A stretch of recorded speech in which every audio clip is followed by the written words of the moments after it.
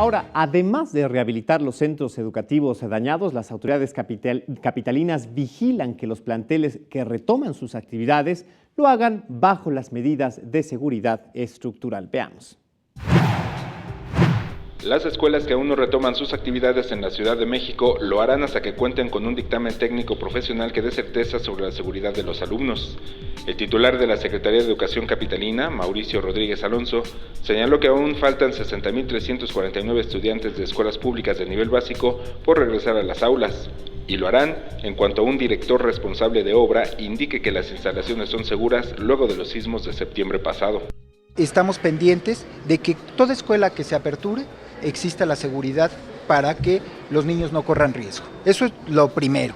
Lo segundo, que entendemos el tema y que vamos a tratar de allegar más información de cada uno de los planteles para que ellos sepan la condición que guarda el inmueble.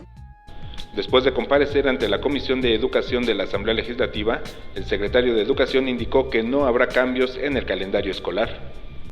Más que recordemos que el calendario escolar, por así haberlo dispuesto la propia Secretaría de Educación Pública, es de 185 o 200 días. El director dispone, en función de los horarios, si va a tener un calendario de 185 o 200 días. Seguramente ellos habrán de revisar en los casos que han parado para recuperar en la medida de lo posible el tiempo perdido. El funcionario indicó que se está apoyando a los estudiantes con cursos de regularización. Ya lo venimos haciendo durante este año, que son cursos de regularización a través de juegos, mecánicas, y eso es, digamos, un primer proceso de intervención para el tema, concretamente.